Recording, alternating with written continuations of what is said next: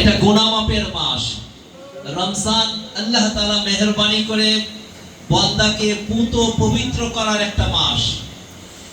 এবং নবী পাক সাল্লাল্লাহু আলাইহি সাল্লামের ইতিহাসে আছে মাহে রমজানে যুদ্ধ পর্যন্ত বন্ধ ছিল।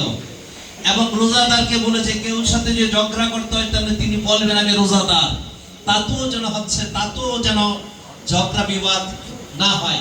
কিন্তু আমাদের রোজা হচ্ছে সূর্যোদয় থেকে শুরু করে সূর্যাস্ত পর্যন্ত উপবাস ছাড়া কিছু একটা হয় না। আমি থেকে ধরে আমরা জবান থেকে কথা বললে আসে মিথ্যা, জবান থেকে কথা বললে আসে গীবত, জবান থেকে কথা বললে আসে পরনিন্দা। আছে না ভাই? এই বিমার আমাদের মধ্যে আছে না? এটা তো একটা ফরজ। অপরদিকে গীবত না করাটা তো এটা ফরজের মধ্যে পড়েছে। আপনি লিসান থেকে গুনাহ, চোখ থেকে গুনাহ, হাত থেকে গুনাহ, অর্থাৎ মুমিনের সংজ্ঞা আমার ভাই মাওলানা আবুল বাশার সাহেব শুরু করেছিলেন, সময়ের জন্য সেদিকে নিতে পারে নাই। ওয়ালা তাহিনু ওয়ালা তাহজানু ওয়া আনতুমুল আলাউনা ইন কুনতুম মুমিনিন। আল্লাহ রাব্বুল আলামিন ঘোষণা করেছেন বিজয়ের জন্য শর্ত হচ্ছে মুমিন হওয়া, আর মুমিনের জন্য শর্ত হচ্ছে গুনাহ মাফ করা। গুনাহ না করলে কোনোদিন, গুনাহ না ছাড়লে মুমিন হতে পারে না। পারে ভাইরা? আমরা আজকে রহমত গিয়েছে, মাগফিরাত গিয়েছে, নাজাতেরও প্রায় শেষ সীমানায় চলে আসছি। গুনাহ মাফ করতে পেরেছি কি না আসলে জানি না। আমরা ওয়াদা করি আমরা গুনাহ ছেড়ে দেব ইনশাআল্লাহ। আমরা চেষ্টা করি ইনশাআল্লাহ আমাদেরকে তৌফিক দান করুন। আমরা মুমিন হওয়ার জন্য আল্লাহ আমাদেরকে সবাইকে তৌফিক দান করুন। আল্লাহ আমাদেরকে মুমিন না বানায় যেন কবরে না নেয়। আল্লাহ আমাদেরকে মুসলমান না বানায় যেন কবর না করে। ও ভাই, মুমিন হতে পারলে বিজয়ের জন্য এত কিছু করা লাগবে না। প্রিয় ভাইরা আমার, আমি লম্বা কথা বলতে চাচ্ছি না। আজকে রাজনীতি যেহেতু ইফতার মাহফিলের কথা আসছে, বন্ধুবার রাজনৈতিক সংগঠনের নেতৃবৃন্দ আসছেন। 15 জুলাই এবং আগস্টের বিপ্লবের আগ পর্যন্ত এদেশে উলামা, তলাবা, রাজনৈতিক দলের নেতারা আমরা কোথায় ছিলাম? আমাদের দেশে আমরা ইন্দুরের গর্তের মধ্যে লুকিয়েছিলাম। যে যদ্দূর করতে পেরেছি একটু বের হয়ে, কিন্তু বুক ফুলে কথা বলার শক্তি আমাদের হয় নাই। মাহে রমজানের আজকের দিনে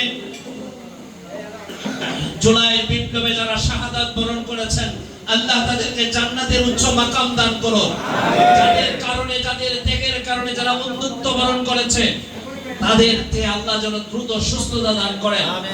এবং এই 16 বছরের নির্যাতিত, নিপীড়িত, নিষ্পেষিত হাজার উলামা একরামকে তারা ফাঁসি দিয়েছেন, অনেকে শাহাদাত বরণ করেছেন। আল্লাহ তাআলা সকলকে শহীদের মর্যাদা দান করুন।